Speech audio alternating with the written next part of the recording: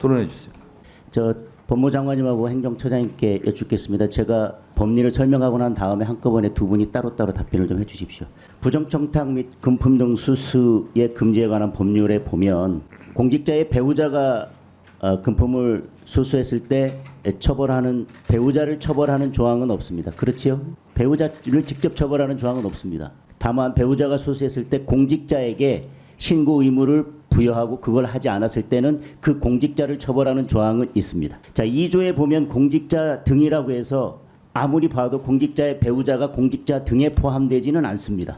따라서 신고 의무를 위반한 경우에 처벌받는 대상은 공직자의 배우자가 아니면 명확하고, 다만 공직자는 신고하지 않았을 때 처벌받을 수 있습니다.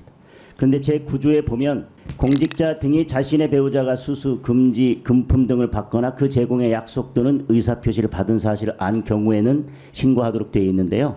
안 경우에 신고하도록 되어 있습니다.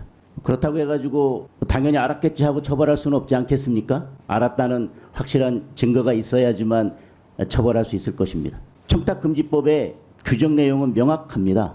따라서 금품을 수수한 배우자에 대해서는 처벌 조항이 없기 때문에 처벌할 수 없고, 그 공직자에 대해서는 그 사실을 알았는지 여부에 대해서는 추가로 밝혀져야 될 것입니다. 따라서 신고 의무도 배우자에게 있지 아니하고 배우자가 수수했을 때 배우자를 직접 처벌하는 조항이 청탁금지법에는 없다는 취지의 말씀을 드립니다.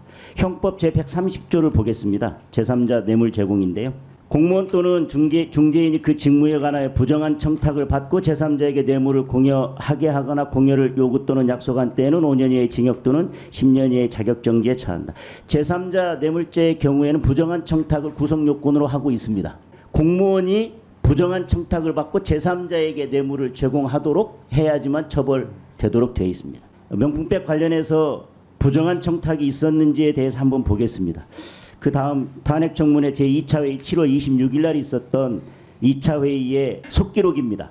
우리가 힘들게 탄핵청문회까지 했고요. 그 속기록을 보면 제가 이렇게 물었습니다. 최재형 증인에게 2022년 5월 19일 그 이후부터 내가 뭔가 언더커버 역할을 해야겠다고 생각하셨던 것 아닙니까? 그랬더니 그날부터요. 그러면 5월 19일부터 그러고 나서 그 다음부터는 다른 분이 주는 비용을 가지고 뭔가 이걸 한번 주면 받나 안 받나, 뭐 아까 스탠드에는 뭐라고 말씀하셨냐면 스탠드에는 도청장비나 폭발물도 들어갈 수 있기 때문에 이건 설마 안 받겠지라고 했는데 이것도 받아가네. 다시 말하면 경비 시스템이 이렇게 뚫려도 되나 하는 것들을 전통주도 받아 그러면 이것도 받나라고 하는 생각에서 한번 해봤다는 거예요. 그러시죠? 했더니 예, 그렇다는 겁니다. 그 다음에 5월 19일부터 나는 언더커버 역할을 하겠다라고 생각한 겁니다. 그러니까 뭔가 이게 시험을 하기 위해서 뭔가 다른 의도, 즉 뭔가를 의도하고 던지기 수법이라고 하는 거지요. 그렇게 해서 그냥 계속 던지고 이렇게 물었더니 그렇습니다라고 이야기했습니다. 다시 말하면 명품백을 줄 의도가 부정한 청탁의 목적이 아니라 이걸 주면 받는지, 만약에 받으면 그걸 몰래 촬영해서 그것을 정치적으로 다른 목적으로 의도하기 위해서 명품백을 줬다는 겁니다. 이건 최재형 목사의 증언 내용을 그대로 제가 속기록에서 가져온 것입니다. 그렇다면 이게 제3자 뇌물 청탁 목적이 전혀 없고요. 부정한 청탁이 있었던 것도 아니고요. 공무원이 누구에게 대통령에게 부정한 청탁을 하고 대통령이 그러면 내가 직접 받을 수 없으니 그걸 제3자에게 줘라고 요구한 것도 아닙니다. 일단 가장 중요한 부정한 청탁 자체가 없었습니다. 그러면 제3자 뇌물죄의 구성 요건에 해당합니까, 처장님? 일반적으로 이제 범죄 구성 요건에 해당하는 사실이 존재하지 않으면 범죄가 성립하지 않는다는 것은 당연한 말씀 장관님, 같습니다. 이 구성 요건에 해당합니까? 의원님 말씀을 전제로 저는 법은 엄정하게 집행돼야 되고요. 법에는 성역이 없어야 된다고 생각합니다. 그러나 처벌의 필요성에 의해서 법을 마음대로 해석하거나 처벌의 범위를 확대할 수는 없다고 생각합니다.